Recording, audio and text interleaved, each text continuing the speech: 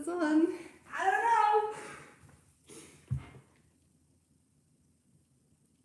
Oh, you guys can see me? Okay, that's cool.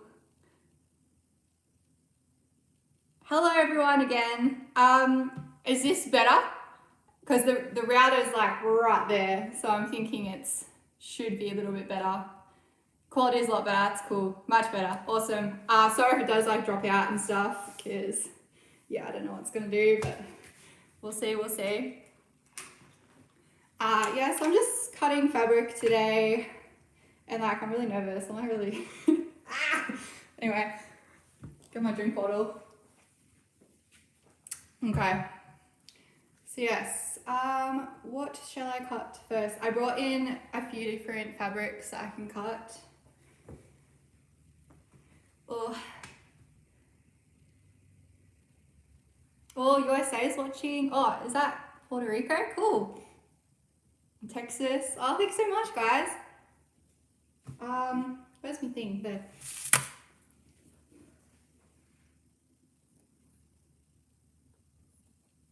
Super cool, guys.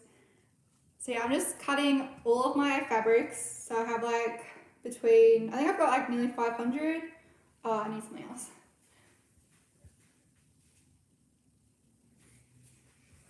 Better get this just in case I need them. Yeah, I've got nearly 500 fabrics, so I need to cut every single one of those. Just make like new scrunchies, because I'm making them a little bit bigger.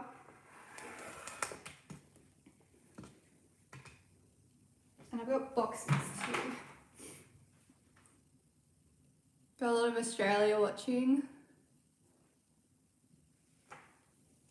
Over here.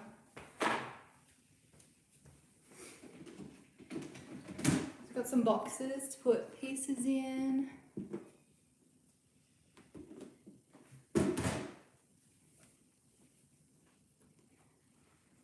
So what's everyone up to today? I've never really done a live stream before, so that's what I'm doing. So and cutting fabric. What are you guys up to?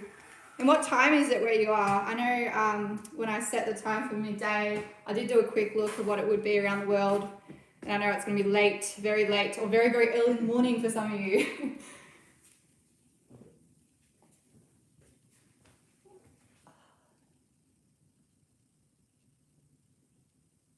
(9:40, 9:30 p.m., 10:30 a.m. Wow. PMs.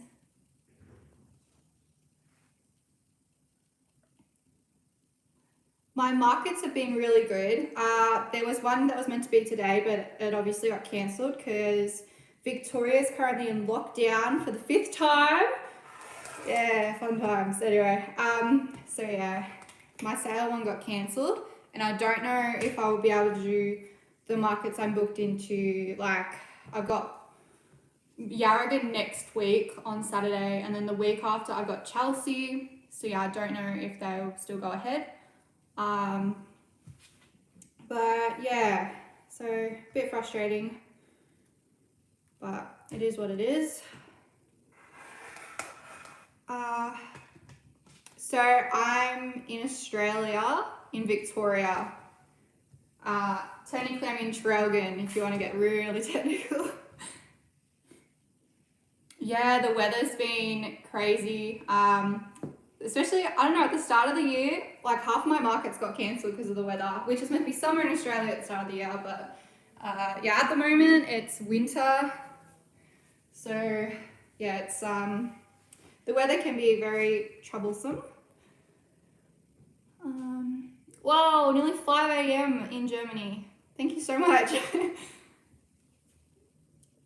Yeah, masks would sell pretty well to market, I reckon.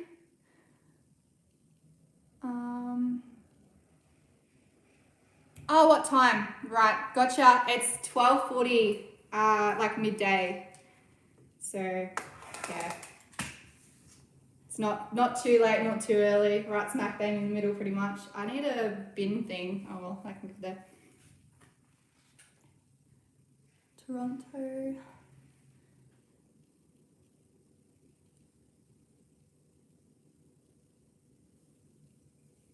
So I might jump back on later on as well, but I will be warning you the colour of the lighting in here, in the kitchen in particular, is really yellowy. So if I'm going to be doing another live stream from this specific spot, it will probably won't look that great because it'll be nighttime when I jump back on. For some of the other viewers that wanted to come on later, what's it like in the future? Because we're in Australia, right? Is that what that's meant to be? Yeah. Pretty cool, pretty cool. I don't even know if I make scrunchies out of this one. This one's more of a bow fabric that I just put on here.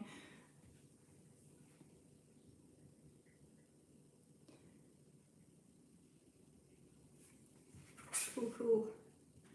Oh, what is that on there? I don't know. I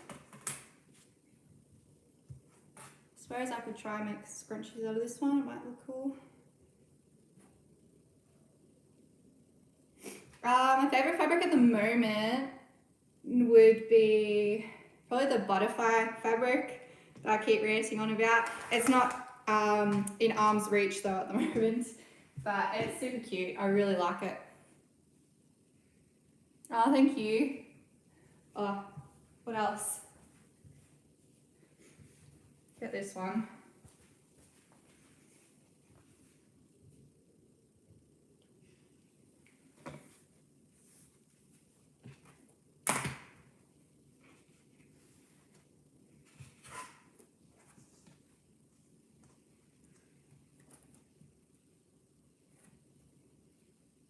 So do many of you also have small businesses, or what do you guys do? Yep, I think we'll have a couple watching. Lockdown's not too different for me personally, I guess, because I'm always sort of at home anyway. It's just the market's being cancelled sort of thing, which really affects me. But it definitely affects a lot of other people, other small businesses that aren't really supported, which isn't good. 3 small businesses, scrunchie business. Advice for online sales. Probably reels are really good, like have social media accounts. Me personally, my reels have like taken off. And it's been really good. Like I've gained so many new followers on Instagram because people have been watching it. So it's been really cool to see. Definitely keep up with your social media presence. But I don't know. I probably should have came equipped with some stuff off the top of my head because I have to think about things and yeah. Oh,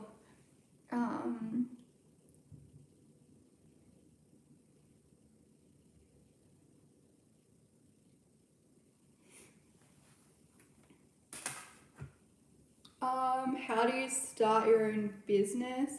I guess it depends on where you're from, but in Australia, I started my little business at 15. I got an ABN number and I registered my business name through ASIC. And then I just started selling, you have to do taxes and stuff. I pretty much just started with an Instagram account and an Etsy account, and I pretty much started selling stuff straight away because back then it was a lot easier to grow on Instagram in my opinion than it is now, 7 or 8 years ago.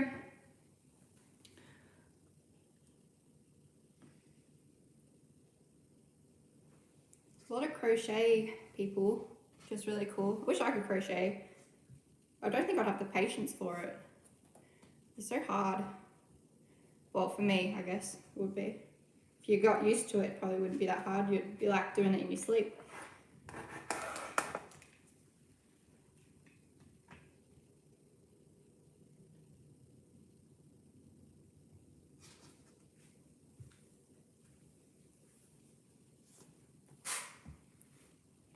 Another crocheter.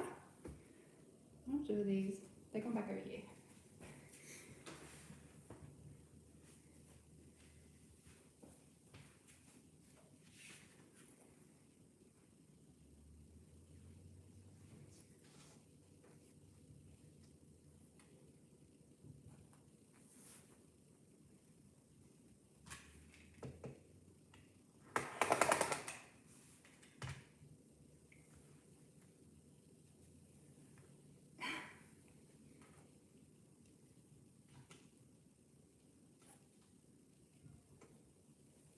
I'm like just trying to think of another question to ask, and it's like, I don't know, I've been put on the spot here, and I'm like, what should I say? Just keep doing this. It is really nice that people are watching me from all over the world. It's really kind of daunting as well, I guess. That I'm like on people's TV. I guess, like, I don't know, because I get to edit videos, I can edit stuff out, but like live streaming, you can't really edit anything out. So, and like I'm really like jittery.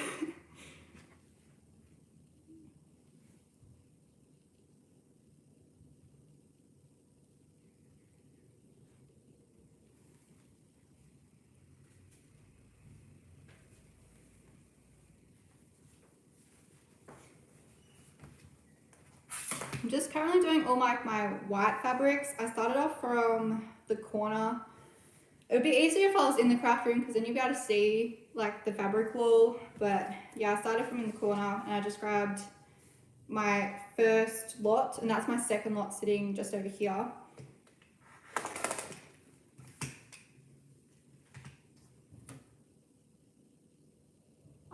I usually, what do I look for when I'm fabric shopping? So I kind of usually choose stuff which I think will sell the best. Like if I really like it, I will purchase it for sure. Yeah, I think I just choose stuff I like, and a lot of my like people that purchase from me are probably like the same demographic. And I have a lot of different styles as well. Like I have like a lot of different that people will like, I guess. A big range, because I got like 400 different items, like fabrics. So I think, yeah. Yeah, I just like look for stuff I personally like and then purchase that.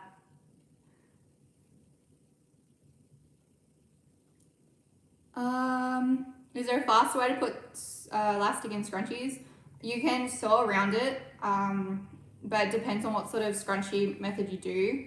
It doesn't work for my elastic, but it could work for like thinner elastic. Otherwise, check out Clover Bobkins. They're really cool. I do not have it in here with me, but that's what I use to thread my elastics now. And yeah, it's just really quick, really easy to do.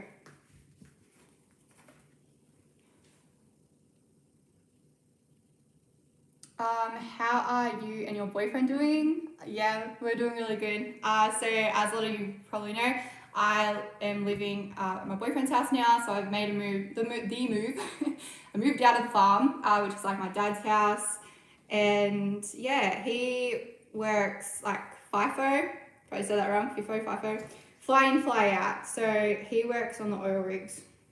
So at the moment he's not home, and he will get back next week. And Flo is eagerly wanting to come in, but yeah, she's waiting at the door over at the side door.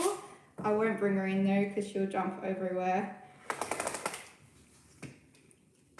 But yeah, the move was pretty good, pretty easy. It helped me with a lot, especially like building all the, because I didn't bring much from the farm in terms of like furniture. When I did the craft room, I bought a lot of it from Kmart.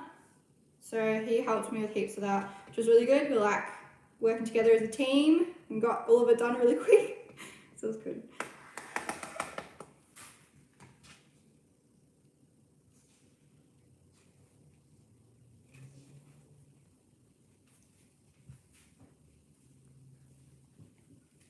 I feel like I already did linen. Yeah, I already did this one. And I did that one too. And I did do this one, but I'm gonna do some more. Poor Flo. Yeah, she's alright. She's just chilling outside. It's actually a nice day today. I thought it was gonna rain today, but it doesn't seem to be raining yet. So it'll probably rain later on. But yeah, it was really sunny this morning.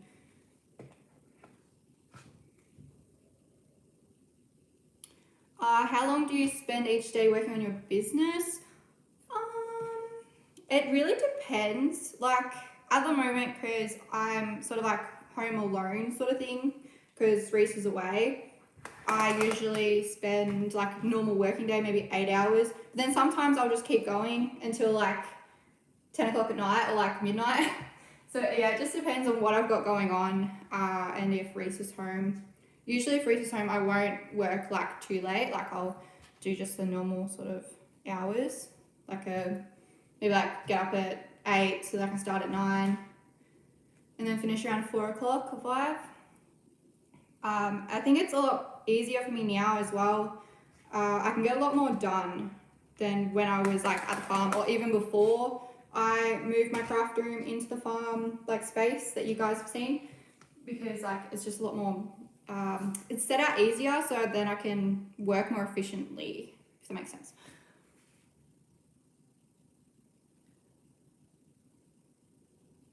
Oh, thank you Jenna for coming to say hi. Yeah, so the vacation, I'm meant to be going to Queensland. So I've actually just come back from Queensland. So I was going on 2. My first one with Reese got cancelled because of the last lockdown 4.0. So that was annoying. But then we had another one scheduled with like me and my friends. And we were going to go to Cairns, and we were able to go to do that. But that was when most of Queensland went into lockdown. So I was a little bit worried I wouldn't be able to get back. So I came home 2 days early. And then me and Reese have booked in our flights for the end of August to be able to go to Sunshine Coast. And I hope she's watching, but I'm going to go see my competitor. She makes scrunchies too, but Sophie from April Scrunchies.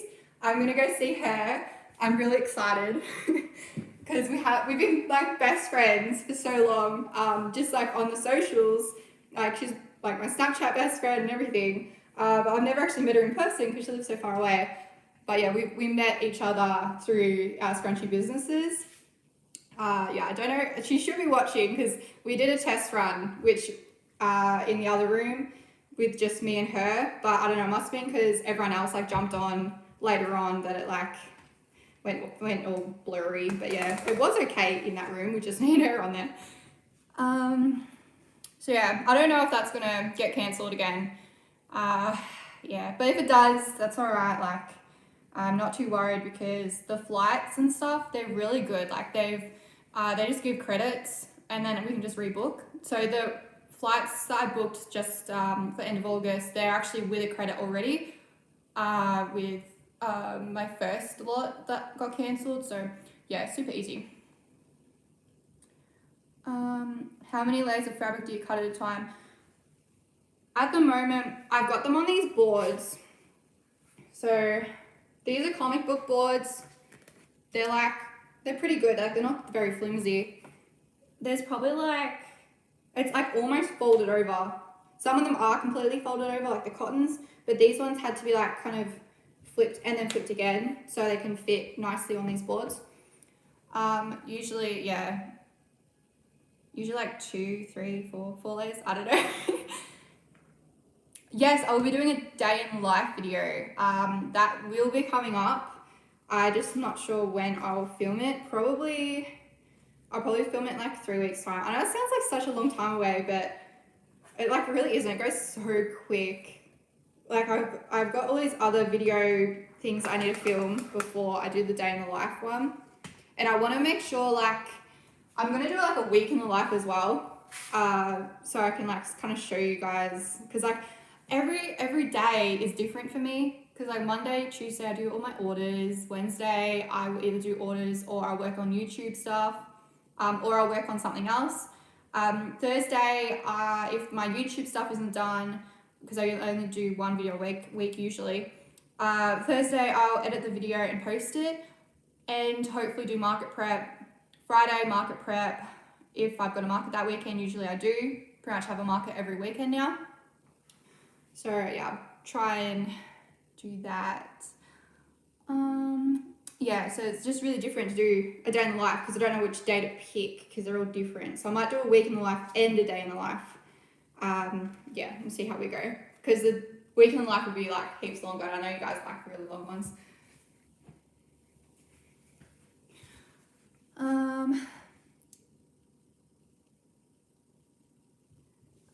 Spotlight have a lockdown sale on. Are you tempted to buy more fabric?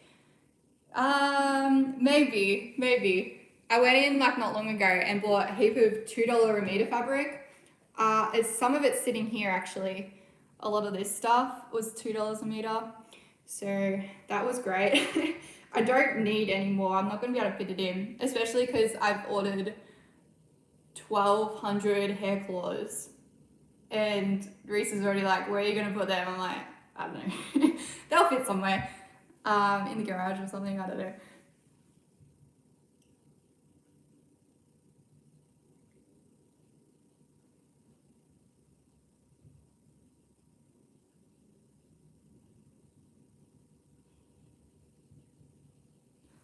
So this one's like if I'm made to order or if I have a lot in stock. So I'm pretty much made to order for online.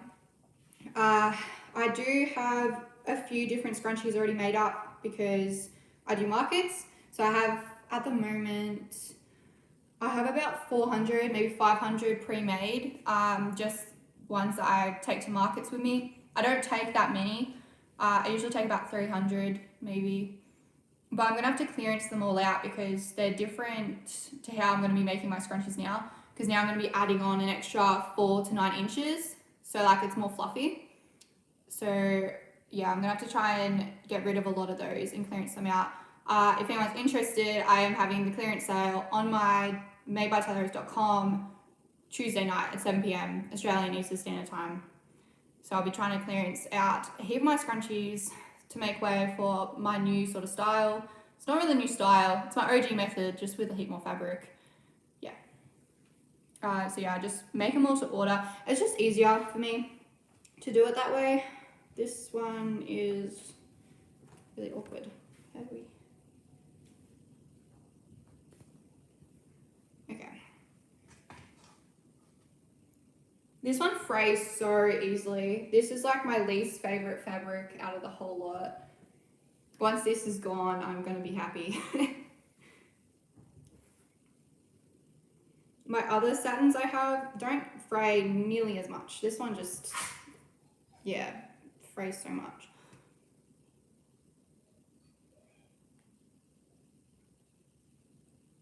What fabric is your best seller? That changes literally every week.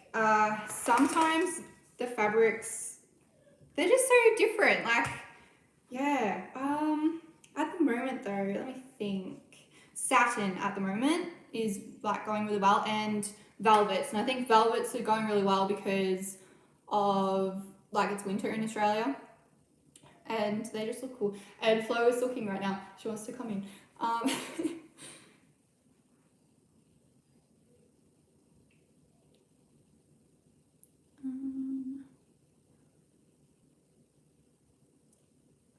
And which one's my favorite fabric? At the moment, it's probably the butterfly one, but all time, definitely Galena. Definitely Galena velvet for sure. That's like it's actually a furnishings fabric from Spotlight, and I absolutely adore it. I have so many different colors in it, but yeah, it is awesome, and that's definitely like my all-time favorite.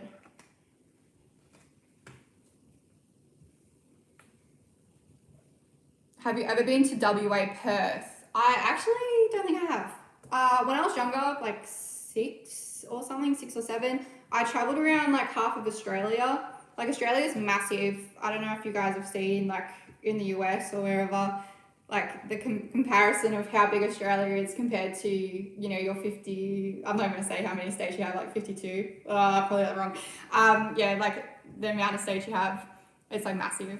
So yeah, we went around half of Australia, but we didn't go to that side. Went up to, I'm pretty sure we went to Cairns because I went to the Great Barrier Reef. We didn't do Uluru though. Just trying to think where else we went. We went to like, I'm going to say Broome, but we probably didn't go there. There's one that was like April something. I don't know. But yeah, I was like 6, so it's a long time ago. How do you get customers? Most of my customers at the moment are coming from YouTube, so you guys.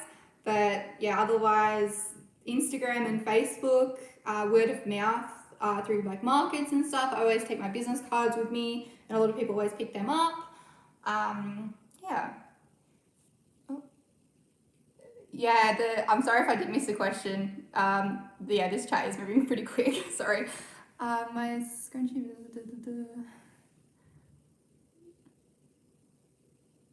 Oh my god, Sophie just messaged me, like, how did I not know you were live already? Sophie, you missed out on my segment about you. So she wasn't watching me. Wait, I'm getting lost.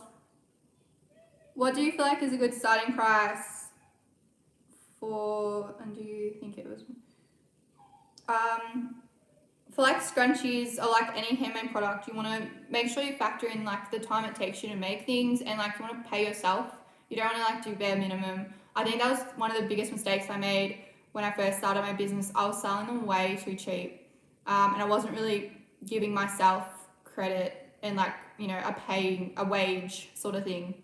So whatever price you choose, you want to make sure once you take out the cost of your materials, like the cost of servicing your sewing machines, the cost of, you know, if you're paying for rent and stuff, like you're renting out a room, you're renting out wherever, like a warehouse or something, you want to make sure that all those small costs, like divided up into whatever, you know, it's coming out. Like even if it's just like $1 or $2 per scrunchie, you want to make sure you've got that left over to put towards that other stuff, because that other stuff, it all adds up really quickly. Even like, you know, ads and stuff, that adds up really quickly. I don't personally do ads though, but that's just like an example.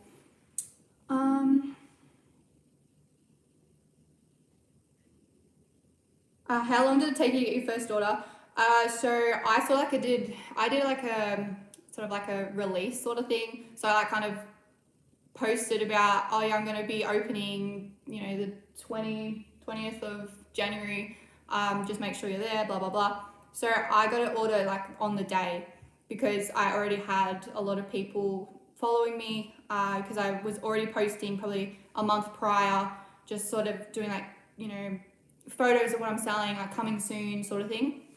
So yeah, I definitely recommend, if you're like starting out, make sure you've got like your social platforms up and ready. So then, yeah, that happens.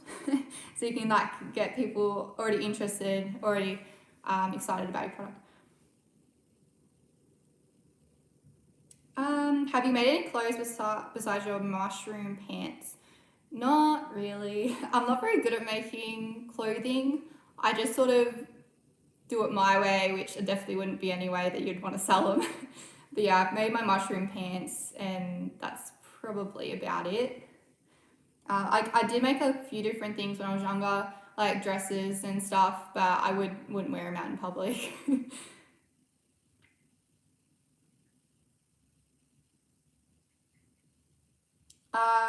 Are you familiar with XXL Scrunchy Go? Yes.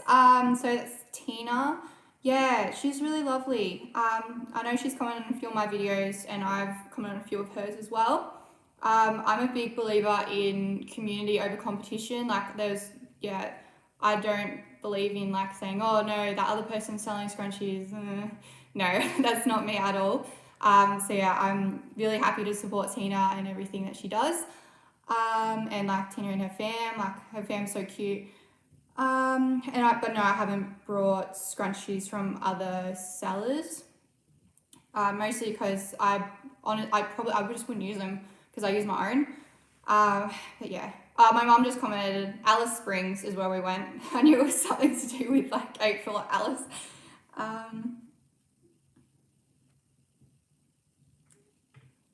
Have you ever used tulle fabric? Yes. I have used tulle, and I have made scrunchies out of it. I've actually got some sitting right here. But when I make these scrunchies next, I will put like a backing in between. So usually with the tulle ones and the pom-pom ones, I did pom-pom ones with tulle, I just had like the elastic exposed, but I'm going to probably like up the price a bit, because it's going to be heaps more fabric. But I'm going to have like maybe a plain satin color and then the tulle, so make it more like lush looking. Do you support any AFL teams? No, I don't. My boyfriend really likes Essendon though. And I can't even say, but it's his birthday next week when he gets home. But yeah, I got him something to do with Essendon. He's probably watching this right now, so that's going to be a little bit of a spoiler. But anyway, Sophie's on. Hi, Sophie from April Scrunchies. I'm scared. What did you say about me? Oh, just terrible things. Nah. I was just saying how I'm going to Queensland, hopefully at the end of August, to see you, and I'm going to try and go to a market. Hopefully that doesn't get cancelled. Because yeah, I wanted to try and get down there, and I'm going to do a vlog about it with me and Soph in it, and probably title it like community over competition, that sort of thing. Because like, yeah, I definitely believe in supporting other makers. I don't believe in like, going against them or whatever. So yeah, I said nice things, so promise. Oh my god, can you hear my stomach? I'm like really hungry.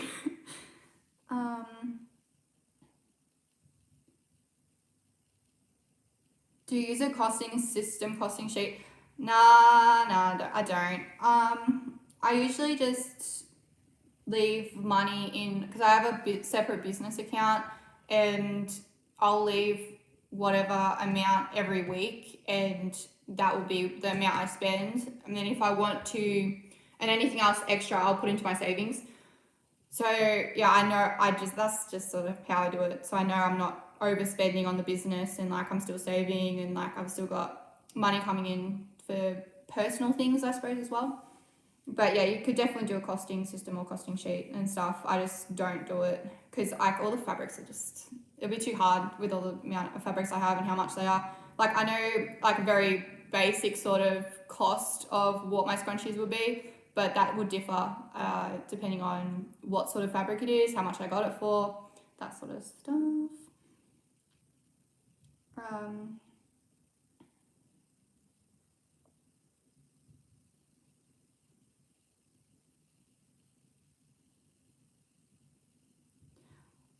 Why did you pick scrunchies to sell? So I actually, when I first started my business almost 8 years ago now, I was actually doing hair bows, and I was making mostly bows. I went through a phase where I did tie-dye t-shirts. I also did like chokers, like old necklaces, really popular back in the day when I was like 15. I did like, a couple like those gem necklaces as well. I did unicorn headbands, and then I went into scrunchies. And the reason I went into scrunchies is because a lady from my local town, she wanted me to start doing scrunchie tutorials at her business. So Matilda from the Bean the Spider, she does, she has like a shop front which sells other people's handmade goods. So I was a sort of a supplier there. So I was working on commission. So whenever my items sold, I got whatever the amount was, that sort of thing. So she asked me if I could do a scrunchie tutorial and like teach kids how to do it. And like I was, I think I must have been 18 at the time because I was able to drive there by myself. So yeah, either 18 or 19. So I only really started scrunchies maybe 3 or 4 years ago. But she was the inspiration for the scrunchies. Back then, scrunchies definitely weren't really in yet. A lot of people are still selling them. Not as many as they are now. But yeah, it was good. Like I thank Matilda for kind of like introducing me into the scrunchie world. And then I started making scrunchies myself in that August sort of, I think it was August that she contacted me to do it. But yeah, I haven't done any workshops for a while because of COVID and everything. Do you find it hard to sell scrunchies with so many others doing the same? Not really. Only because I guess I've already sort of made an established platform for them. I have no doubt it'd be very hard starting out from scratch like now. You definitely have to like do something a little bit different, whether that be, you know, filming like quirky reels or like trying to get your name out there, there's a lot more people out there doing it, so it would be a lot harder to grow. How do you stay so positive? I think I've always been a very positive person and had a very positive outlook on life. So I think it just comes naturally to me.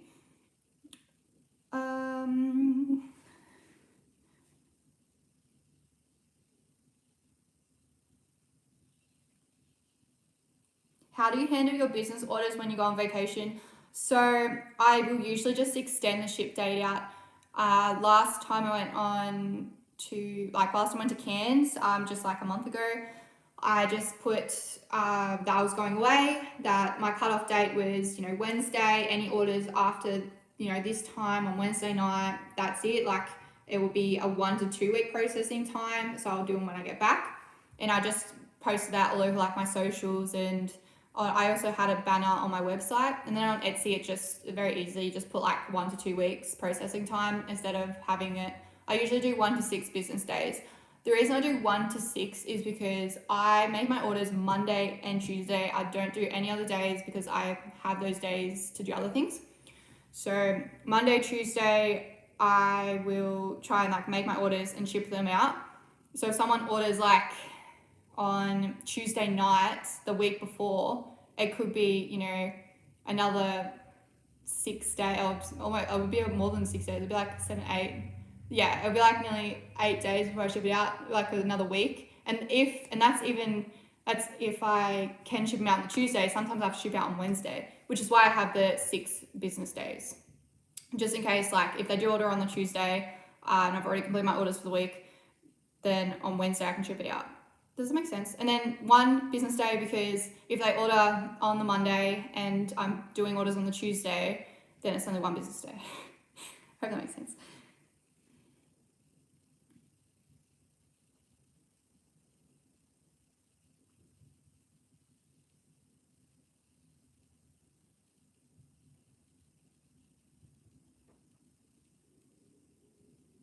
Oh, thanks guys. I see that people are saying to do thumbs up. I think that I don't know. I'm not really familiar with the live stuff, so it says, she crochet with Claire said, make sure to hit thumbs up so that this video gets rated good on YouTube. So it helps the video get seen more. Okay, so if you want to do a thumbs up, if you're tagging along, do that if you want to. Thanks guys. Do you ever receive bulk orders, or do you sell to boutiques or stores? Yes, I do. So I sell to a couple stores in Australia, and I also do them overseas as well. I like wholesale them. My wholesale prices will be very different to like other wholesale prices, especially like handmade ones, because I kind of like do like nearly 50% off, because my scrunchies are already priced at nearly $10. But then that doesn't include GST, so I plus GST on there too, because I am registered for GST, my business. But yeah, a lot of other handmade sellers would probably do maybe 20 to 30% off for wholesale, like sort of rates, that sort of thing. So yeah, I do receive them, but I don't actively go looking for them, if that makes sense. People will just contact me and ask me about sort of like how much I sell for, that sort of thing.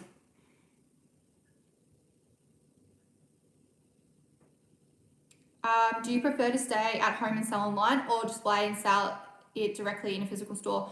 I believe personally that, especially for such a small town, it wouldn't be beneficial for me to sell in a physical store, like they're called brick and mortar stores. Yeah, I don't think it would be very like cost effective for me, because I don't think a lot of people would be coming back to sort of buy from the exact same store, and especially because I'm in a small town. But I think doing it the way Matilda does it from Being the Spider, where you have a heap of different other creators in your same store working on commission or working on like a flat rate, that is definitely a much more viable option. I don't think I'd personally do it, because it is a lot of work, because you have to be in there hi people, that sort of stuff. I really enjoy selling online, and I really enjoy going to markets to get that social interaction. So yeah, I think I'll definitely stick with that sort of thing. I don't think I would ever get like a proper retail store or anything, just because like online is definitely thriving, yeah, across the world. So yeah, I don't know how it would go. I feel like it wouldn't be very viable option. How did I get involved in all the markets? I want to eventually go to markets, but not sure how to go about it. So markets, a lot of it will be through word of mouth. I remember when I first started, it was so hard to find a spot where like all your markets were sort of like there to like look through. You had to sort of really go searching in depth about them and like sort of just ask around, check out other people's pages like that are from around your area, and like see if they do markets, where they're doing the markets, or even ask them. So that's how like I sort of started out. I started doing markets after I left school, like full time sort of thing, which was in like 2018, I think. I started doing markets. I tried to do one every weekend, and yeah, the way I would try and do it is I would either search. It was mostly searching, just searching through so much stuff online, typing in like onto Facebook like craft fair or like keywords, that sort of stuff, and then hoping that an event would pop up. At least for like my area, there isn't really easy places. Like there is a couple Facebook groups now that you can find a lot of information about markets around your area. I mean, a couple of them. And there is this like Victorian website which has all these markets on there, which I did have a look at, but because of COVID and everything that happened, it was really hard to look at that because it was very out of date. Even like before COVID, it was very out of date. Some of the stuff on there wasn't even relevant. Haven't done markets for like 2 or 3 years. Like the organizers haven't even, yeah. At the moment, I'm really enjoying Unrivaled events. So Paul does those. They're like sort of like around Melbourne area and Pakenham. So at the moment I'm doing, I think I've applied for Mount Martha, and I'm doing Pakenham when they open back up, and I've done Chelsea with them as well. If everything goes to plan with all the lockdowns and stuff, Chelsea will be at the end of the month for me. So yeah, I really like those like organisers. There's also like Craft Markets Australia. That's a popular one with a lot of people, but like their fees are pretty high, like compared to around my area anyway. So like I have to be kind of selective with markets there because they are quite a lot more expensive than markets around like this area. I was talking to Sophie about markets, and she was saying that she pays upwards of like between 50 to like $200 for a market, and I like nearly fell over. Around my area, they're like $20, $25. But I think it's because I'm in a country town. Like once you go closer to Melbourne, they like get a little bit higher, maybe $80. The most at the moment I've ever paid for a market was 120, and that was one of Paul's like events, and I think that was like near St Kilda or something. It's like a beach one, and it was called Soul Market. So yeah, that's the most that I've ever paid, but I've got a few booked in for Craft Markets Australia, which I think are about a 140, because they're in like more expensive because they're in peak season, that sort of thing. So yeah, they're not, like they can get pretty expensive. But yeah, I always ramble on when I do questions. You should see me when I'm filming. Yeah, to answer that question, to how you get into markets, definitely just like search them, ask people, search people around your area that also do markets, and have a look what markets they do. And then you just like message the organisers and just say, hey, you got any space? Or like if they have an actual website, usually they have a way you can apply. What's your future plans for your business? So my future plans, I want to try and keep going with YouTube, which isn't really like the business part. It's more like a personal thing, but I really am enjoying YouTube. So whether that be uploading more, like maybe one or like twice, or like twice a week, or maybe like 6 times a month rather than 4 times a month. As for the business, I want to keep doing markets, that's for sure, and I want to keep doing online as well. I think like the biggest thing at the moment for me is getting this new website up and running to make me look a bit more professional, I think. And like my scrunchies, I want to just make them better. Like I really love my elastic that I use in my scrunchies, but I want a bit more like fluffiness with them. So yeah, I probably have heaps more future plans, but like, cause I'm on the spot, I'm just like, I have like a whole book with like my plans in it. Like I want to try and hit maybe 50k by the end of the year on Instagram. I just hit 25,000 followers yesterday. So yeah, I want to try and hit 50k. But then I'm thinking about also doing like a call out sort of thing and be like, I want to also do 100k subs on my YouTube. So yeah, I don't know if that would even work, but yeah, I want to try and like grow my followings. Did you find it hard when you first started out? So when I first started out, I was 15 and still in school. So it wasn't a massive thing for me. It like wasn't, you know, if I didn't get an order that week, it wasn't the end of the world. It was like more like, oh yeah, I got an order. That's awesome. Whereas like if you were starting out older and so it was sort of like your only source of income, it'd be probably a bit more stressful sort of thing. I didn't find it hard when I first started out though, because for some reason, like on Etsy, my whole page just blew up on Etsy into US. I think that was more because back in the day, Australia wasn't really with it, with the US, with the Etsy stuff. They didn't really know what was going, they didn't really know about it. So I think a lot of US people sort of found me through there. And then I was also able to ship really cheaply, which helped so much. At the moment, we can't really ship cheap over to US or anywhere else in the world. Back in the day, it was like $2. It was less than $2 to ship internationally in an envelope. At the moment, it would be $3.20, but they've like just stopped it. Australia Post have, which was like letter mail. And yeah, that was like such a like big thing for my business. I've seen a lot of abandoned checkouts because of such high shipping rates, but I can't do anything about it. Like it's just what it is. I have tried to like combat it with my YouTube free ship code, which is free shipping over $100 worldwide. But yeah, I'm hoping they bring it in soon, or like, you know, I hope they bring it back, because US and UK, like they're like my biggest buyers.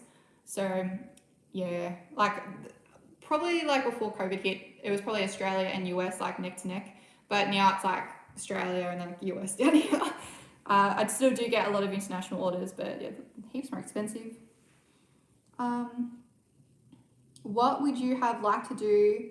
What do you think you would have ended up as a career if you hadn't started your business? Oh wow, 4 a.m. Thank you. Thank you, Kelly. Okay, so, I don't know. I had always thought about getting into, back in the day, what did I want to do?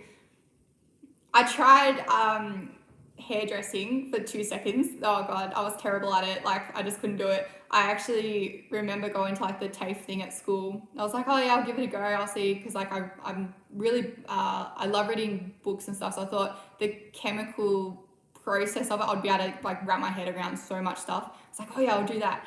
And like I'm pretty creative, so I was like, oh, it'd be nice to like, you know, do different hairstyles and stuff. But the first like TAFE day, I ended up splashing a girl with like all this water in the basin. Like I dropped the like spray thing and the faucet, and it just and she was wearing full face of makeup. She was so sad with me. I felt so bad. So I was like, maybe that's not for me. Like lawyer came up a few times when I was younger. But I don't know if I could do that because I don't have probably the voice for it. Yeah, I don't know. What else could I have been? Oh, I don't even know. It's such a long time ago. Oh, I've like put on the spot now. I can't even think about what I wanted to do. Like I couldn't have done anything to do with like blood. Like I couldn't have done nursing, couldn't have done any of that sort of stuff.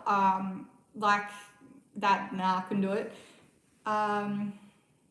It probably was always business or art, graphic design. I was in graphic design. That's what I was going to be doing. I wanted to do graphic design stuff. So okay, I found my answer. Graphic design. That's where I wanted to go with my life. Yeah. I was like in it for university. That was the first choice sort of thing I put in for graphic design and business. I wanted to do a double degree, and I didn't end up even doing it. I ended up just doing business and then dropping out, business school dropout. Yeah. So yeah, that's my answer to that question. Took me a while to get there though.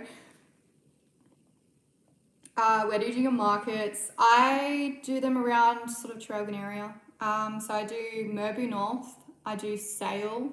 I sometimes do Chelsea. I will do Pakenham when they start back up with Unrivaled events. Traralgon hasn't started back up yet. I don't know why, which is just a local market. Glengarry, they're going to start doing them, but it clashes with Pakenham, so I can't do Glengarry once they do start up in the summer, unfortunately. Where else? And then I just do old ones, just event ones and stuff.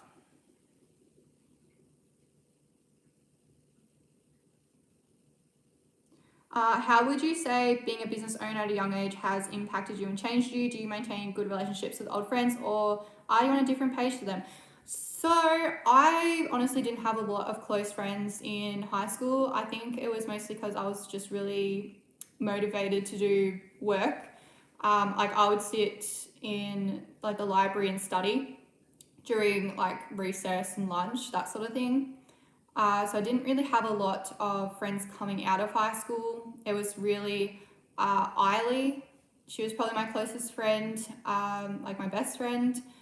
Another girl I sort of drifted away from. It wasn't really because of the business, though. It was more because like just life, I guess. You don't really stay close to a lot of your high school friends. But I haven't really found that we're like on a different page. I have another best friend that didn't go to the same high school as me, but we've been friends since we were like literal in the womb. we were friends since we were born, because like our mums were friends. So yeah, she's been my best friend for like 20 something years. So yeah, I don't think there's it doesn't really come up a lot. Like they're very supportive of my business and like always like, you know, saying like congratulations or whatever. But like I'm also supportive of whatever they're doing. And I'm really proud of them. Like Ali's studying to be a nurse. Like I think she's on her like last year, like last couple months even. And Eiley is currently studying as well for like business. She's doing accounting, which I wouldn't be able to do. So yeah, so I'm really proud of both of them, and like they both work as well. They both work so much, and it's awesome. But yeah, I don't think really it has impacted relationships with people, mostly because I've had a lot of support from everyone, and I don't really talk about my business either. Like I sort of, yeah, it's like when I first started, I didn't want to tell anyone about my business. Like it was sort of really hush, and like I felt weird when people ordered from me if I knew them. I sort of didn't want that. I didn't want to like kind of shove my stuff down people's throats, I guess. Yeah, I don't know. Yeah, I don't know. I think it's like made me like I just, yeah, I don't know how to answer that. Yeah, I guess it's like changed me personally, I suppose. It's made me like better in terms of like understanding different things, especially like markets more, and like even online. Like YouTube's helped my confidence so much. Like I wouldn't even dream about doing a live right now like a couple years ago. No way. How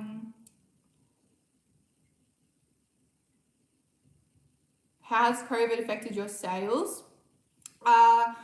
Well, it did affect markets, especially at the start, because we went into lockdown, or like markets like got cancelled like around March. So I would have had heaps of markets then, and I would have had heaps of markets in the sort of end of the year sort of thing.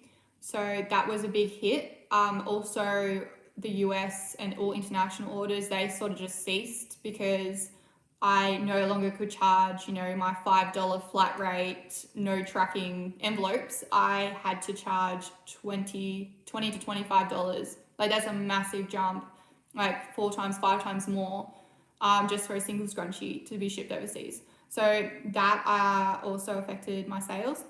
But I feel like a lot of Australians, and even like now, this year especially, there's been a lot of people that come and purchase from my online store, and I'm like really thankful for that. Especially when I did the masks in August last year. Yeah, there's just so many people that came and purchased.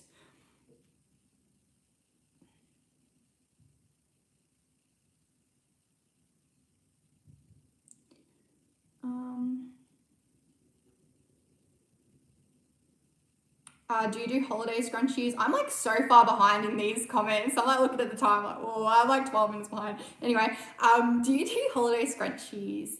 Yes, I do, but they're probably not as holiday-y. I think, what's the turkey for? That's for like Thanksgiving. We don't have a Thanksgiving. I think it's for Thanksgiving. Yeah, we don't have Thanksgiving in Australia. We barely do Halloween. We do Christmas. But yeah, I do have my Christmas range. They will be coming out. I have a very select few of my Halloween scrunchies. So I will have a couple of those coming out too.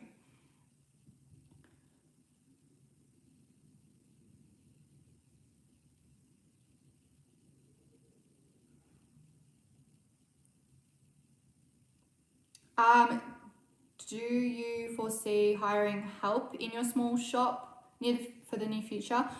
And how do you handle high-paced seasons in your shop? I have before. I have hired JD, which was my brother's friend. And yeah, she came and helped me. I paid her just to give me a hand, especially with the masks. So she helped me so much. She was only there for 3 days, but like it made such a difference. I have had my grandma help me in the past, just flipping scrunchies. And I have had Eiley help me in the past as well, where she would just come and just give me a hand when I needed. I don't think I would hire anyone like full-time or anything, because I can do it. Like I don't know how I do it, but I can do it. Like I really, really enjoy like the peak seasons. Like last year I had 4 different sort of massive sale event sort of things. I had at the start of the year, I had my bushfire appeal scrunchies. So that's where I got help from Eiley. And I think JD may have helped me for a bit there too. But yeah, we were just smashing out so many scrunchies to get out, and I ended up donating like a bit over $4,000 to different sort of charities and different organisations to help with the bushfires in Australia. So that was massive. And then I had like this other scrunchie release, which was really, really big. I had about 800 of this specific scrunchie to make, and then I had whatever people ordered on top of that. So I was just working day and day night, but I really enjoyed it. Like I love that fast-paced sort of, yeah, I love it. So yeah, that was fun. And then I had like my event calendars, but I had something else in between there. Oh, the masks, of course. So I had 700 and something masks to make in 3 weeks and have them all shipped out. So I loved every second of it. And I was still working throughout those first 3 ones I mentioned. I was still working all the way up to like end of August, I think, at a local retail shop. I was part-time there. So I was doing all of these orders while still working. And that's when I decided to throw it in, because I was like, nah, I want to do this full time. I don't have time for the retail shop. So I don't think I would hire anyone. Like, if I do need help, I know that my friends are there to help me. And Reese has given me a heap of help as well. Like, if I need help with anything, he'll help me. And like, it's just so good to have such good support network. So yeah, I don't think I'd hire anyone in the future. But yeah, I do really enjoy those really fast-paced sort of, yeah. And I think it's also because there's time in between. Like, it's not like that all the time. Like, I will have like a month or two sort of almost like a break where I'm just doing orders casually. Like, it's not like I'm making, from 7 a.m. to midnight every single day, that sort of thing. Yeah, I really enjoy it when it's like that. I don't know. Like, how do I handle it? I don't know. It's just me. It's just something I can do. Like, I can really just focus and get stuff done, and just I can work those long hours, and yeah, it doesn't bother me. Like, I really enjoy it. Well, someone commented they paid $400 for a market. That's crazy.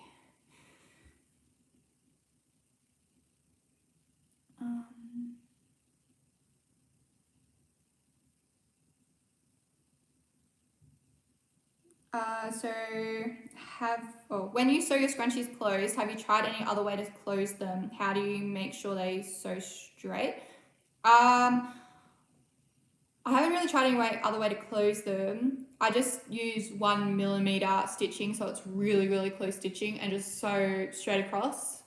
I've never really had an issue with like it being not straight, I guess. And I guess like the more times you do it, you get better at it.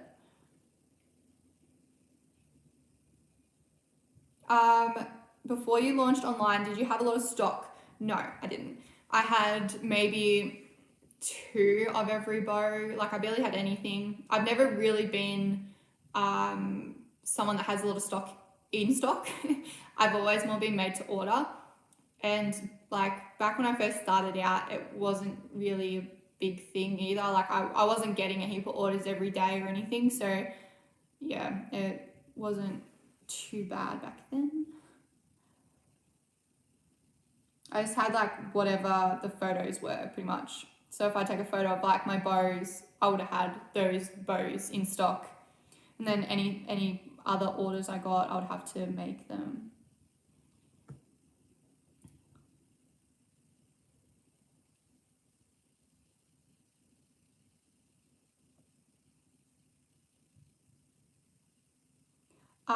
Yes, I'll be saving this stream for later. So you'll be able to watch this if you missed half of it, or if you are going to bed, because I know a lot of you are like really early in the morning or really late at night. So yeah, you can watch the rest. I'll keep it up.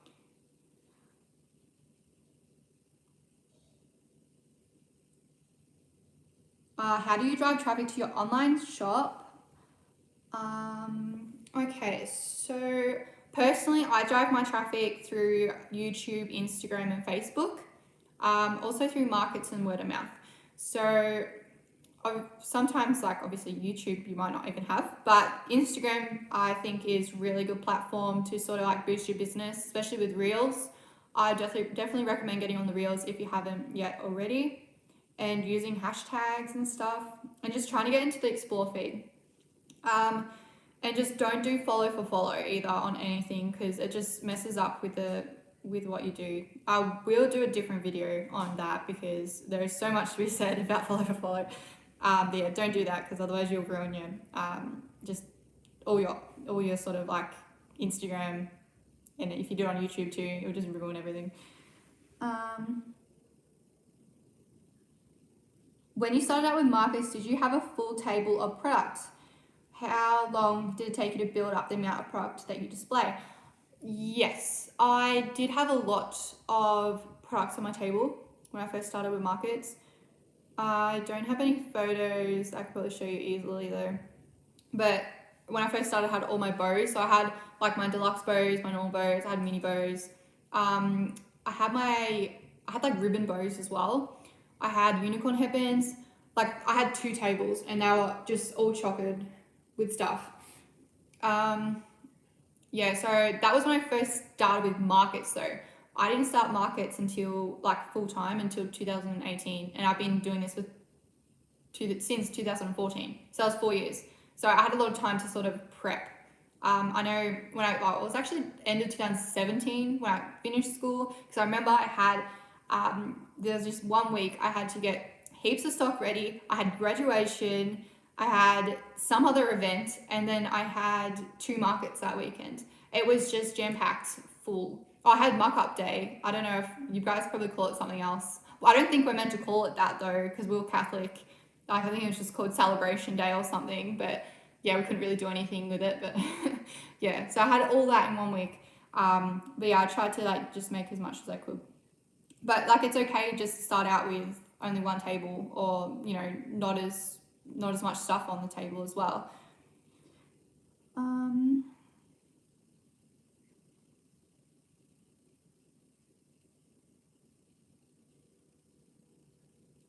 Thank you, Lauren, for sending me the small business cup. So yeah, I got a message saying that she was going to send me like, it's like a cup thing. It has I don't know what's popped on there, probably vinyl maybe. Yeah, I think it says like small biz or something like that. Yeah, so thank you for that. I'll post it on my story when I get it.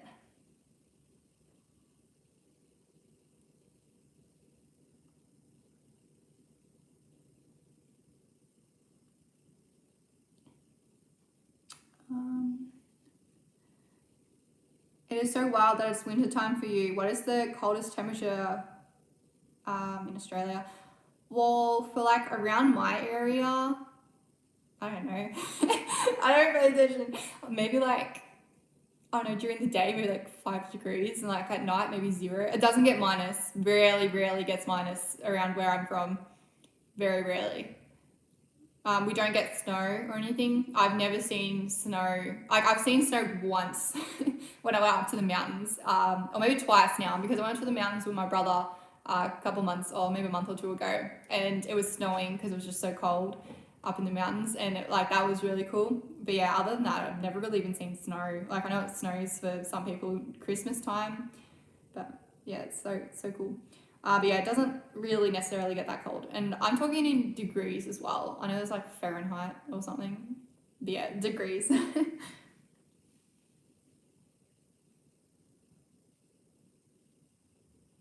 How do you make your product labels? So my product labels, the first video on my YouTube channel is my tutorial for product labels.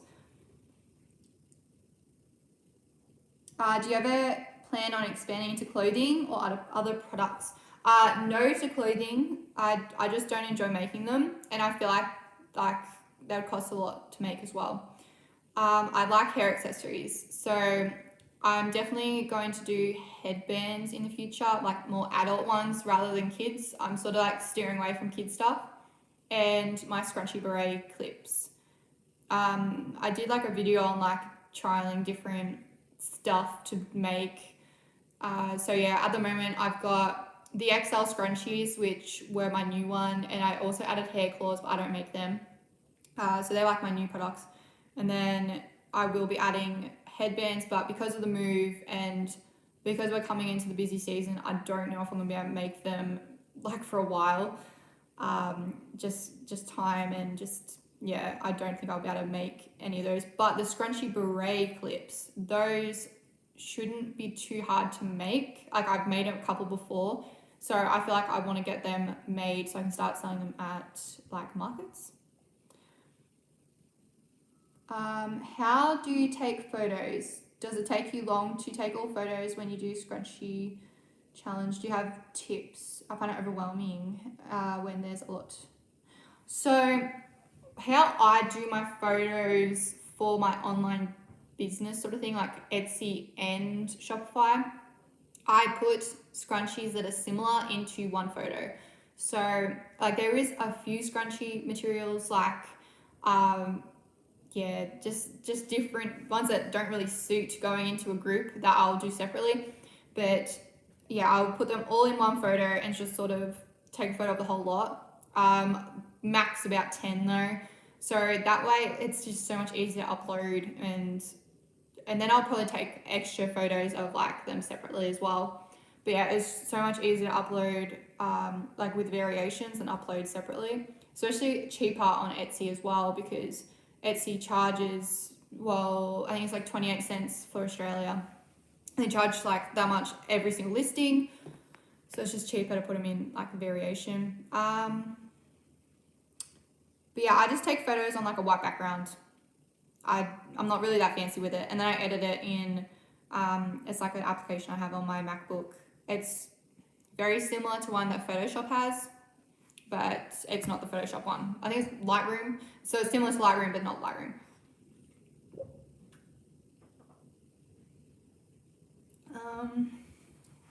But yeah, it doesn't really take me that long either. Like I take it with my phone, I don't take it with my camera or anything.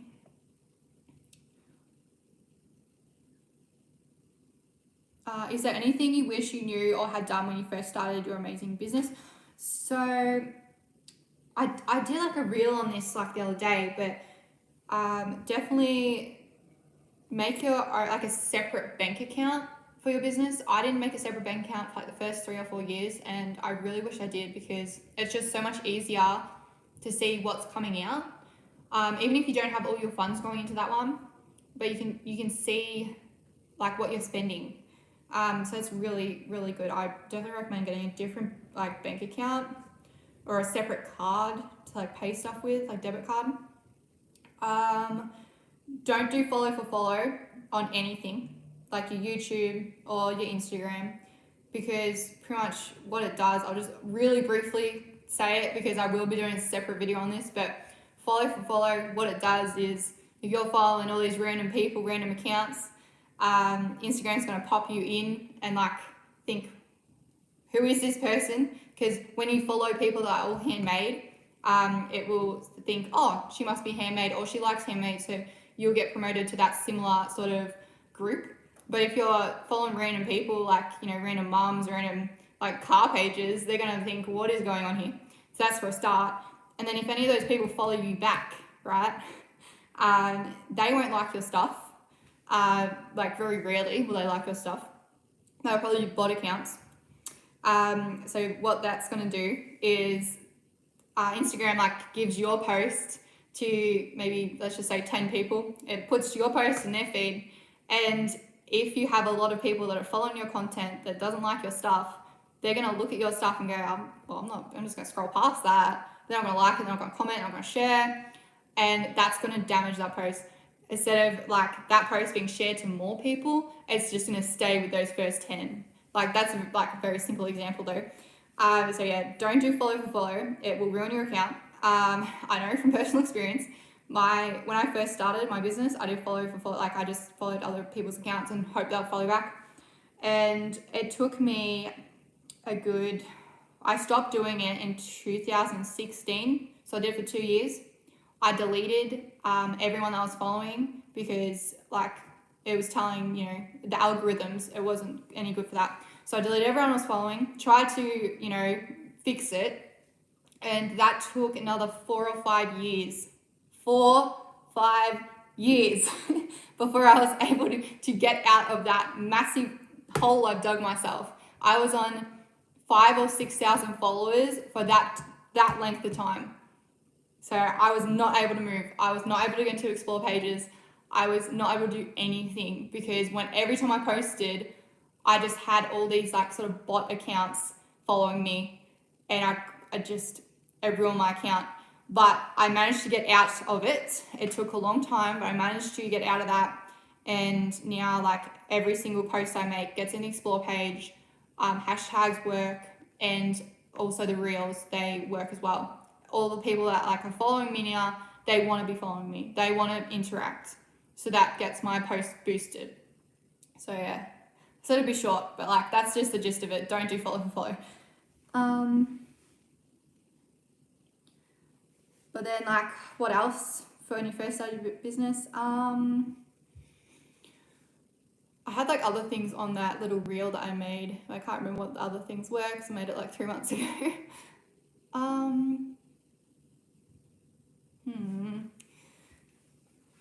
Put it on the spot. I should write my book in here because I have a lot of the stuff written down. Oh my god. I don't know. We might come back to that one. Do you plan to do lives more often? Yes. Now that I know that this spot will work, I will. But I want to try and get like a Wi-Fi extender or something. If anyone has one of those, like a Wi-Fi extender or a booster or anything like that, let me know how it is, because I have no idea what I'm doing when it comes to that sort of stuff. I want to put one in the craft room because even though the craft room is like 3 bedrooms away or 2 bedrooms away, it's really blurry in there for anyone that joined the first live, because the router thing's like just past this door here. So I want to try and like extend it out, like, because it would be so much easier for me if I was able to do it in the craft room with everything around me and stuff. So yeah, I do want to do more lives though.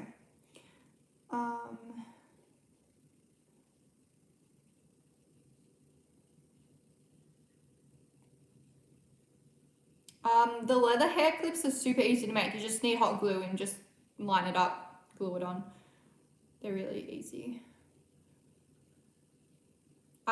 Which fabric for scrunchies is more sellable in Australia? That's a good question, but it's kind of hard to answer. So every week, like, I'll have a different sort of scrunchie style. There's like fabric even that's selling more than others. Satin at the moment selling really well. So like satin colors, but yeah, like velvet's really popular. But it depends on what sort of velvet you have. Like cotton's also popular. I think it just depends on like people's preference and taste, because some people will touch velvet ones at my markets and they'll touch it and be like, ugh, can't touch velvet. Like they all hate it. Like they can't do it. Whereas other people are like, oh my god, that's so soft. Like, I don't know. It just really depends on, your target audience and like just even individual people. It just depends. Which one do you enjoy making more, hair bows or scrunchies? Definitely scrunchies. I really enjoy making them. I could just sit there and make them all day.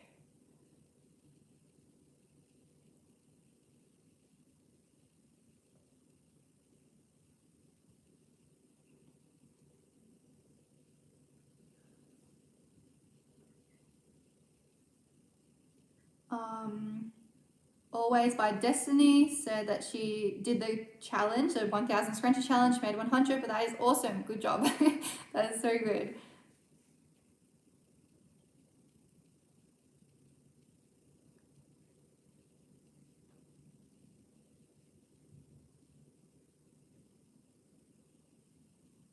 Someone said something about kids. I don't have kids though. I don't know if that was directed at that comment. I don't know. I don't have kids.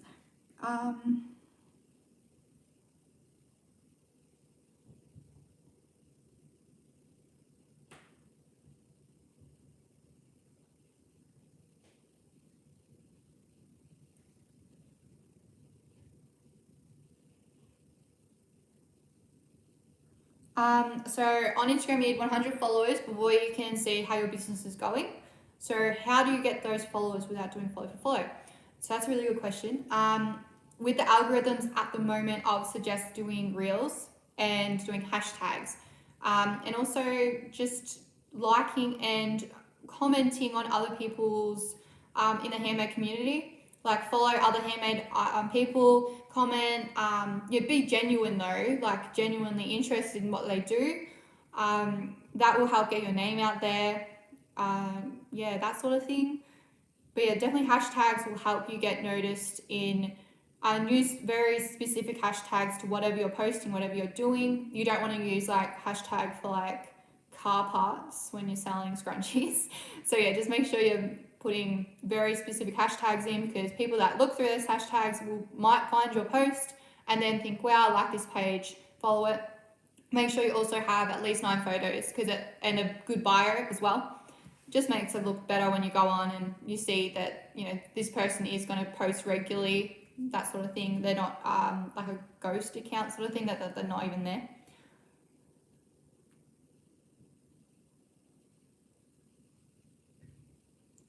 What are your measurements for scrunchies? They're about 4.5 inches by upwards of 20 inches. I don't know. They were 18, but now they're at least 20 for velvet, 24 for cotton, 28 for rayon. It just depends on what I'm making.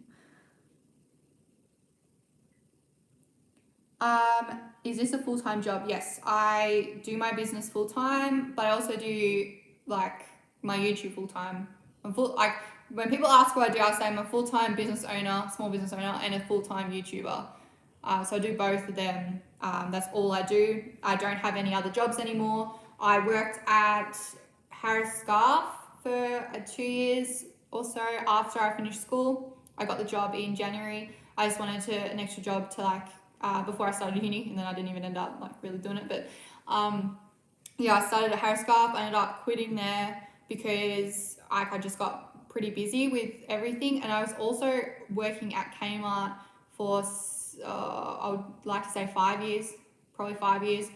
I got Kmart job in February of 2014. I started my business in January 2014. So yeah, I was always sort of working at Kmart throughout my whole business life. But I ended up quitting, resigning from my part-time job there in, I'm going to say August last year. It may have been like 1 month earlier. But yeah, I ended up just quitting there because it just got too much with my business. And then I also wanted to start YouTube. I didn't know YouTube was going to blow up like this though. Like I just wanted to get some of my tutorials out there.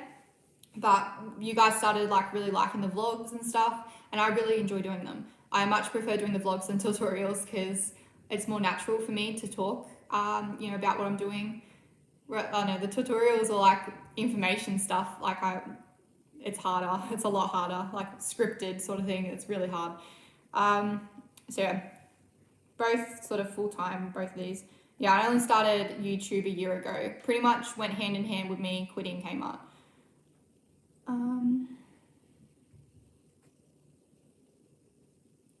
Where is Flo? Flo is outside. I may bring her in because I'll probably end it soon. God, how long have we been on here for? Does anyone know? I can't remember what time I started. The boxes you use, what size are they? So I use, for my parcel boxes, they're approximately 22 centimeters by 17 centimeters by 8 centimeters, approximately. I get those from EB Packaging. But yeah, they're like the actual parcel boxes. How many scrunchies do you have? Like personally, I probably have not that many. Ones that I use, probably like 4. I don't really have that many personally, but like scrunchies that I have like materials and stuff, probably like 500 different scrunchies.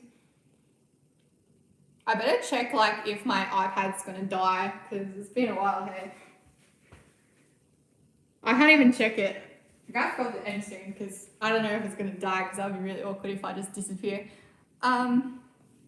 How do you send letters, parcels overseas? So at the moment, letters, you can't send letters overseas that don't have documents in them. They have to, you can't do that. There can only be documents in them. You can't send merchandise. So I can't do that at the moment. Parcels, they cost anywhere between $20 AUD to $28 AUD for under 250 grams.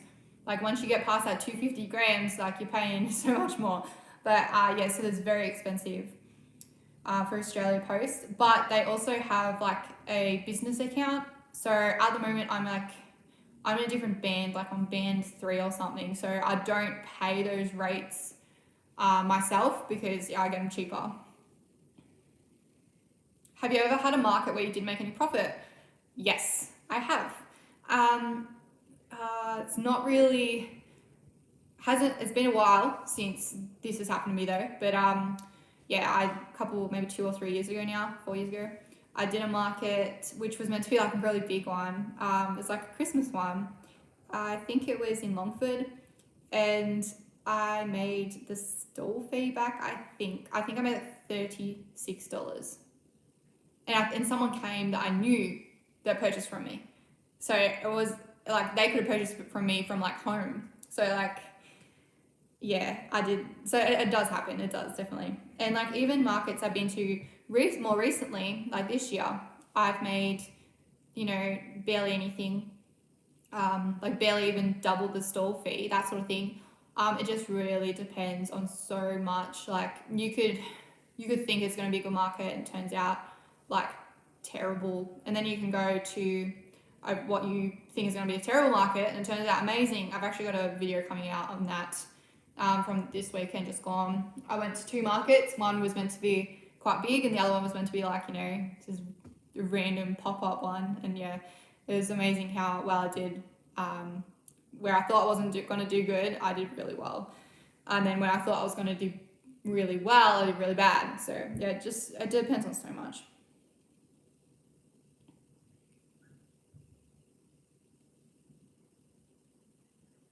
God, an hour and a half. God, it doesn't even feel like that long. Can stickers be sent in letters? Yes, they can. I did contact Australia Post over that. I can send letters as documents overseas. So yeah, you can do that. Yeah. Have you traveled to the States? No, I haven't. Where would you like to visit in the States? I would love to visit. I'm trying to think of any state right now. I'm like blank. Maybe like California, Hollywood, I don't know. I'm just trying to think of random places where, yeah, I don't know. I'd have to do some research on it. I do want to go to the States. I was booked in to do a Kentucky for Europe before COVID hit. So that was going to be like a month in Europe. And I did want to go do the States as well. But yeah, it would be fun, I reckon. I feel like I'd love to try the food over there. Like oh my God. I'd love to try the food. Because I hear like it's a bit bigger than Aussie stuff and like their chocolate's different. I was watching like, I think it was PewDiePie and Cinnamon Toast Ken, and they were saying how the chocolate over in US is a lot different to like UK chocolate. So I don't know. I'd love to like just try their food.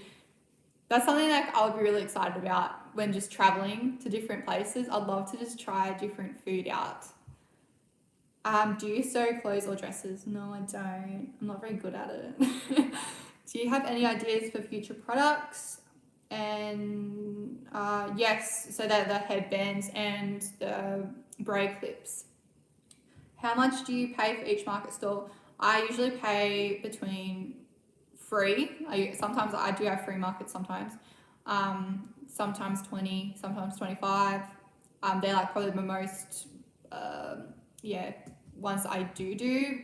And then other ones are like 80, between 80 and 140. So yeah, there's like two brackets pretty much.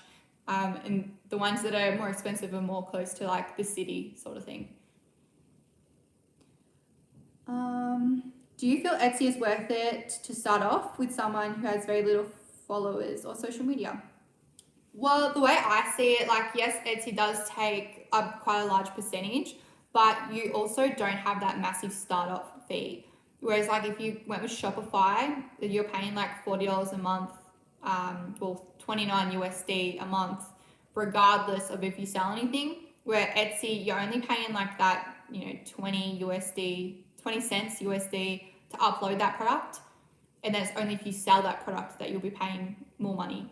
And you don't really see it come out like you get deposited it, like it takes it out automatically. You're not like physically paying it, well in Australia anyway. I know some other countries you have to pay the bill at the end of the month, but still, yeah, I feel like it is worth it, just because of that. But again, then you've also got like, they have their own search engine, so like people can find you. Obviously it's a bit harder to get found on Etsy because there's so many people on there, but if you make your products a little bit different to what other people do, you'll get found easier. Like I watched this girl talking about it. I don't know who it was ages ago now, but she was saying how she started with like maybe bath bombs or something, and instead of putting it into different categories, like there's categories for it, she put it into like vegan or something. Like she promoted that it was vegan, and that's how she gets her clients, like her customer base. She niched down, that's the word.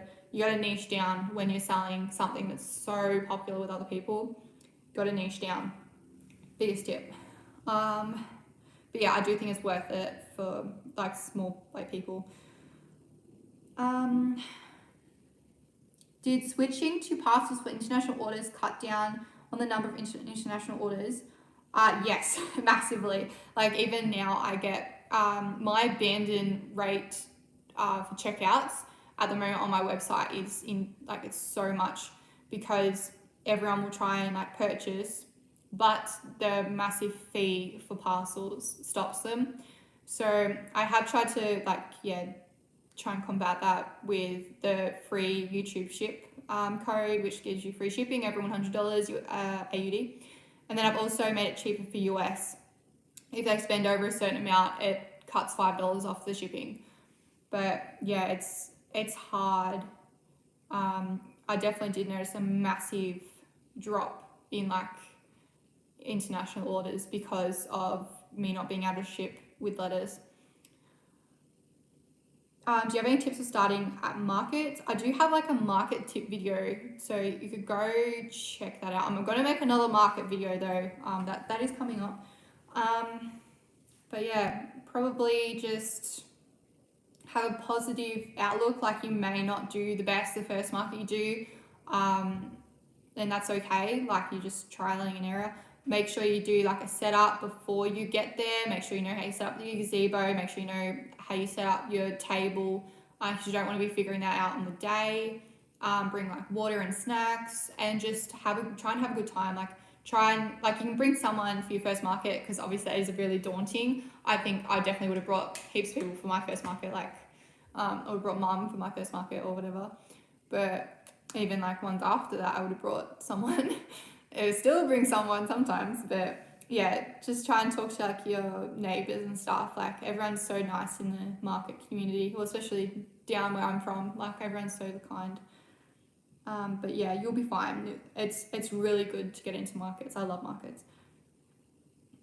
Do you have your own insurance for markets? Yes, I do. So markets, you usually will need a public liability insurance. So there's two different insurance, public liability and I can't remember what the other one is.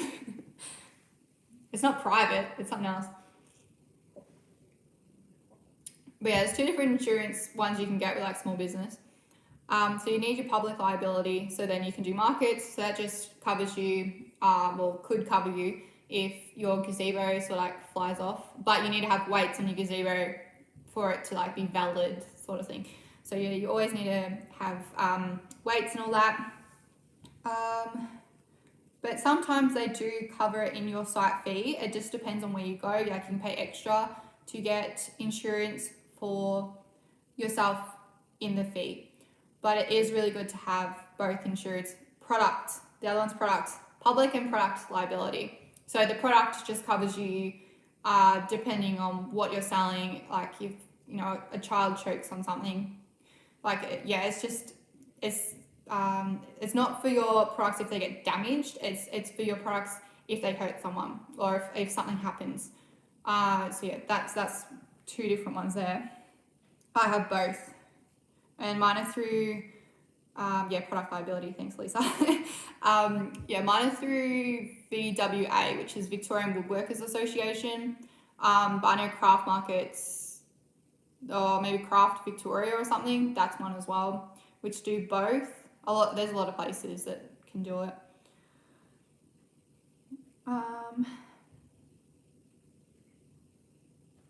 How are you feeling about the new lockdown?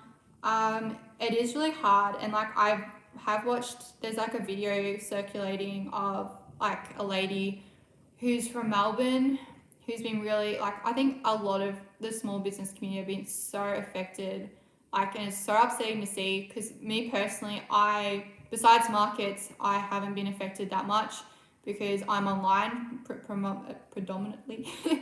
But there is a lot of people that just aren't getting support, that have like retail shops or hairdressers and all that. So it's really, really hard to like sort of see that happening. So yeah, I'm okay. I think it helps, yeah, that I am online and stuff, and I have Flow as well with me. This is actually the first lockdown I've been in that I'm alone, like in the house. But yeah, it's so far so good with my like mentally, that sort of thing. Like I think that's a massive thing as well. Like mentally, it's not just like, you know, small business, it's also your mental health that gets affected by these lockdowns. So it's like, it is really hard. And yeah, there was a lady, I can't remember her name, but she posted about it, like how hard it is for small businesses, that because they're just not getting support, especially your retail stores, like your small businesses, like your small ones that like sell handmade stuff in their retail stores, or your hairdressers, and you know, and like even photographers. I think she was a photographer, the lady that posted it. Yeah, it's so hard for a lot of people. Would you ever think about selling fabric in your store? That was a thought of mine. I was thinking about designing my own fabric. It could be something for the future, but not at the moment. When was your first market and how much did you sell? The first market that I think I actually did, that's a lie. I did do one before that. The first actual market I did, because like I did do a market, but it was like sort of me just setting up a table and like hoping people come walk past. So I'm not going to count that. My first actual market was an Etsy market in Melbourne. So that was massive for me because I've never really done a market before. And it was a mixture of my friends and my granddad that just put together like you'll see it in all my photos. I still use it to this day. It's over 7 years, was it 7 years ago? It was 2016, I think, or 15. Might have been 5 or 6 years ago. But yeah, they made me this stand which holds all my bows. So that was my first ever market. I must have been 16 at the time, I'm pretty sure.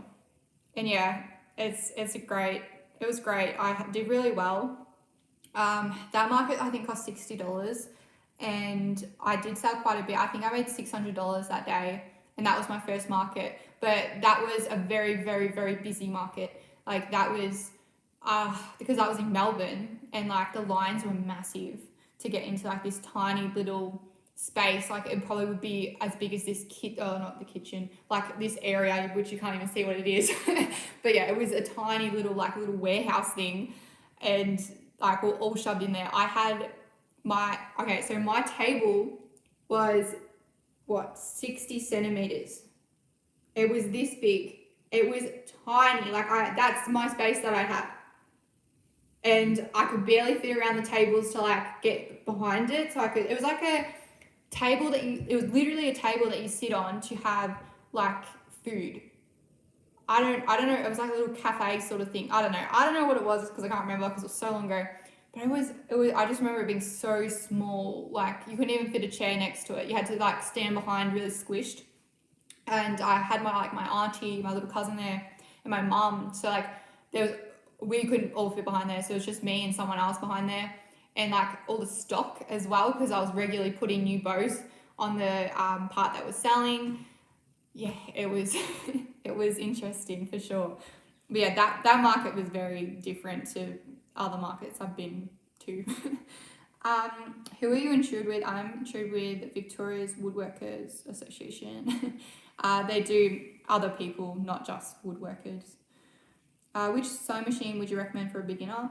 I love my Elna 550, especially for beginners. It is a little bit more pricey.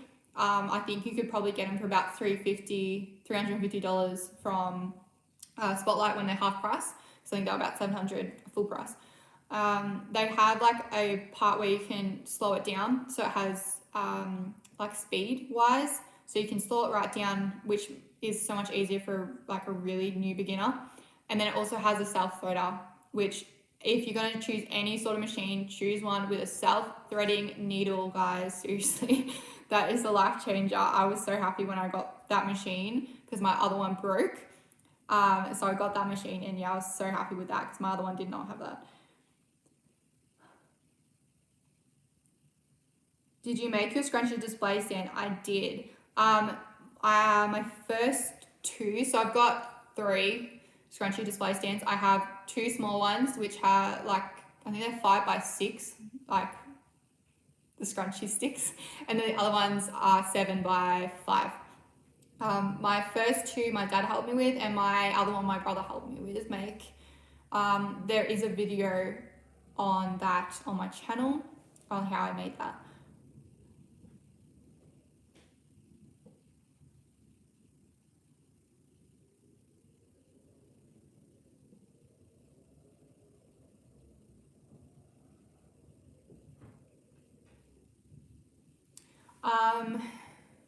Do you have YouTube channels that you follow as inspiration to small business, or channels you follow to learn more about small business growth?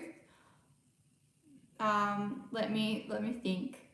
I don't follow a lot of people on YouTube because a lot of the content I watch isn't actually small business related. I follow like Beautics and Cinnamon Toast Can and watch them constantly. But anyway, but I do follow April Scrunchies, so go give her a follow.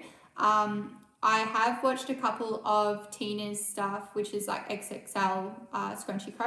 And I really like her content, it's really good. So that's another one you could follow.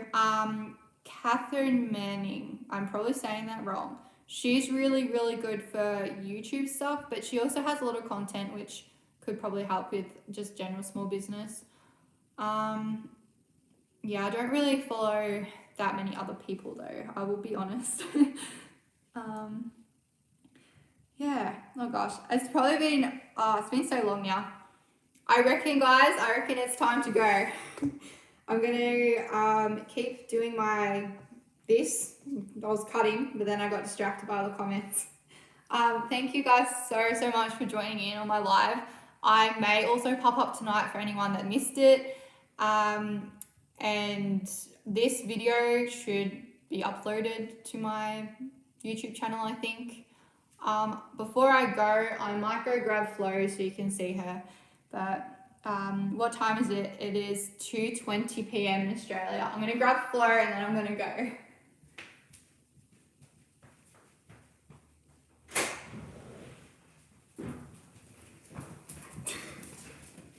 Hi! Hello! Are you okay? You've been outside all morning. Hi! It's dinner time for you. Can you see her alright? She likes to chew on jumpers. Hang on. I'm going to pick you up. I didn't even check if your paws are dirty. Yeah. Yeah. Can you see? Can you see the camera? Can you see it? Okay. Oh, she missed me so much. She is a very big puppy. She's 7 months, so almost 8 months. Hi, you're biting me. She usually doesn't bite the jumper, but because she's been outside for so long, she's like, yeah. Okay, so I'm gonna go now. Thank you all so much for joining in. I may do one tonight, it just depends. And yeah, I'll try and do more lives. I'll try and get a Wi-Fi booster for the other room. Okay, thanks guys, bye.